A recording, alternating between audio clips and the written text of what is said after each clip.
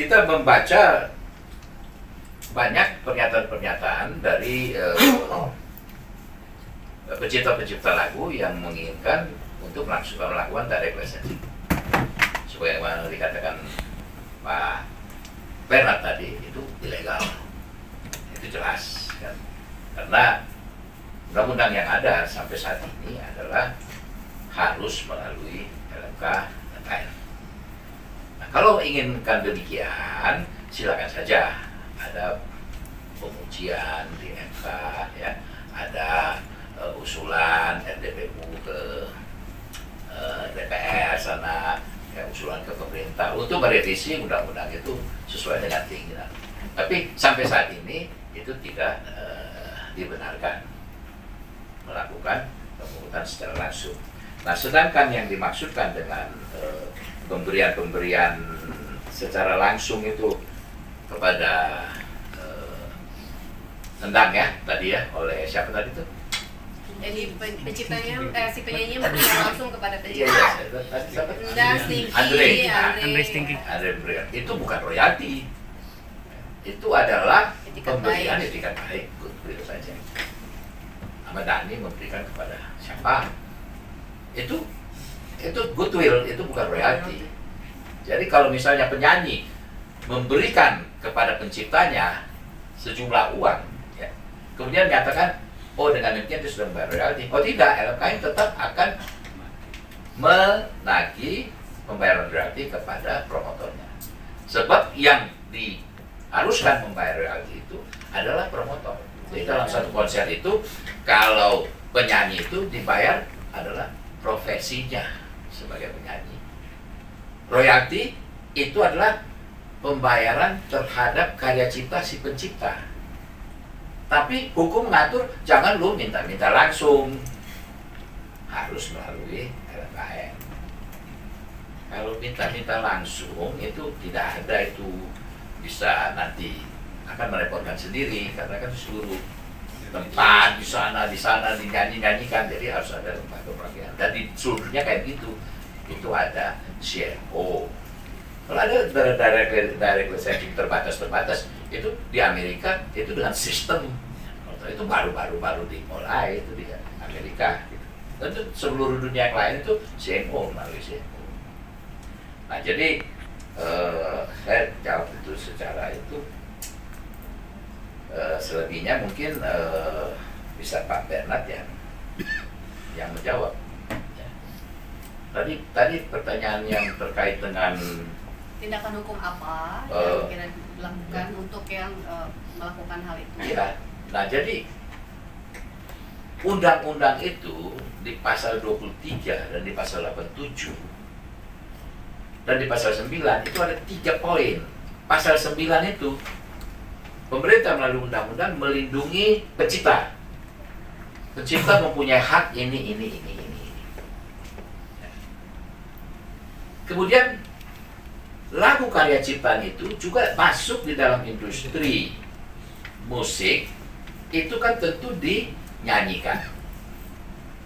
Nah, pemerintah juga harus melindungi si penyanyi ini, pelaku pertunjukan. Sehingga dikatakan di pasal, coba tunjukkan pasalnya, ya. Dikatakan di situ bahwa untuk melakukan untuk menyanyikan itu tidak harus minta izin segala.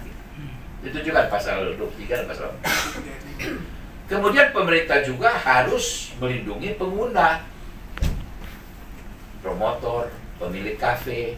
Di kafe itu kan dinyanyikan lagu-lagu. Oh dia harus minta izin ke sana kini. Oh gimana repotnya itu? Nah maka nyanyikan saja asal Anda bayar royalti. Jadi semua itu kita lihat bahwa semua itu kuncinya adalah asal bayar royalti. Penyanyi menyanyikan lagu tidak perlu minta izin. Undang-undangnya menyatakan begitu. Tapi bayar royalti. Siapa yang bayar? Ya yang menyuruh dia menyanyi, yang mendapat keuntungan dari situ. Pemilik kafe, penyelenggara konser, kan begitu.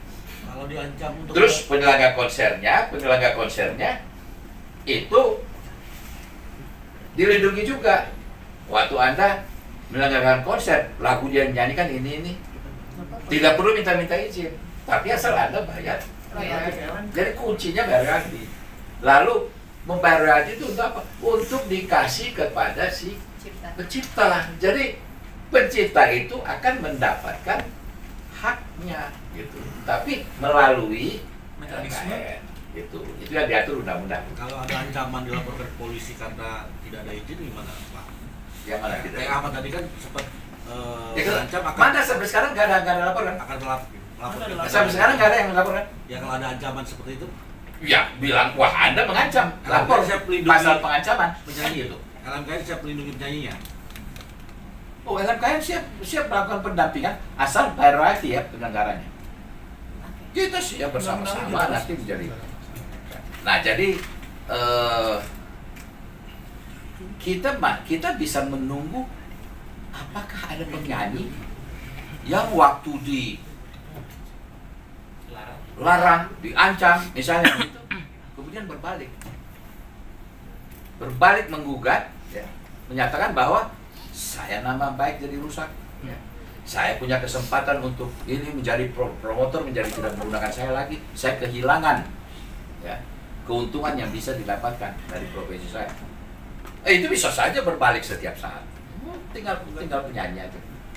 Dan kemarin saya waktu dengan Pak Yusuf dari Lira, Pak Yusuf bilang saya LBH kami di Lira membela pencipta, sudah melakukan somasi untuk membela pencipta dan sudah berhasil.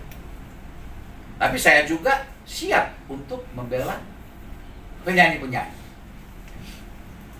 jika mereka datang ke saya karena adanya larangan.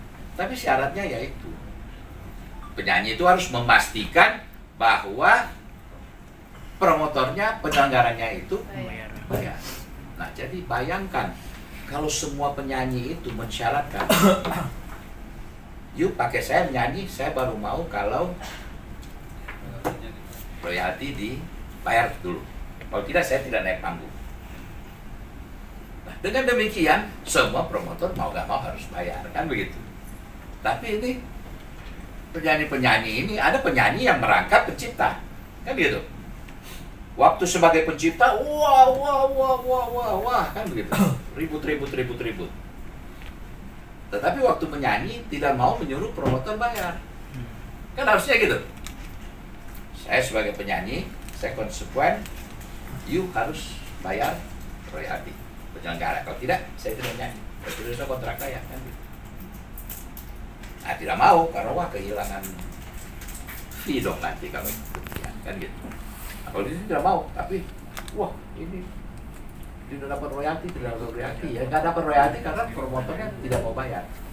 Jadi seharusnya yang kita harus himbau saat ini, yang saya harus himbau adalah mari kita bersama-sama pencipta lagu, penyanyi, pemusik itu bersama-sama memperjuangkan haknya, ya, untuk menekan, mempressure penyelenggara event membayar royalti. Kalau penyelenggara event itu semua membayar royalti, juga user lainnya, kalau ke hotel, restoran dan lain-lain membayar royalti. Wah, kita fokus saja misalnya konser-konser, semua itu membayar royalti. Itu ada yang menghitung potensinya. Itu lebih besar daripada judi online katanya omset. Dan saya percaya bisa sampai triliun. Dan kalau sampai triliun, wah sejahtera pencipta-pencipta kita. Karena lihat aja, kalau misalnya dapat 10 lagu, terus penyelenggaranya membayar 80 juta misalnya, setelah kita potong pajak dan operasional, 80 juta. Setiap pencipta mendapat 8 juta. Di sana lagi lagunya nyanyi kan dia dapat lagi. Jadi kuncinya jangan kita mencemburui penyanyi, tetapi kita harus menekan, kan? Tidak boleh kita berpikir, wah dia enak-enak menyanyikan lagu gua kagak dapat apa, dia dapat 100 juta, kan gitu. Jangan kita berpikir begitu. Tapi hak gua tuh ada. Dia tuh waktu dia nyanyi dia dapat haknya berupa artis fee. Hak gua ada di situ. Tapi harus si promotor itu bayar. Nah, haknya itu ada di sini, itu dia bersama-sama kita menekan. Coba kalau pencipta sama penyanyi itu Oke. bersama-sama ini, maka akan jalan, akan terbayang kalau goal. Jadi seluruh kita harus bersama-sama. Itu kalau kuncinya. terbayang kalau seluruh Indonesia patuh ya, artinya mungkin pencipta lebih besar daripada penyanyi. Lebih besar. Pendapatannya. Baik, kita semoga kita punya etikat baik buat itu, buat sama-sama. Oke, pertanyaan sudah dijawab tentang bagaimana tindakannya. Terus ada lagi. Sorry, sebentar. Ini ya, ini jelas ya, ini ya. Oke, ini setiap orang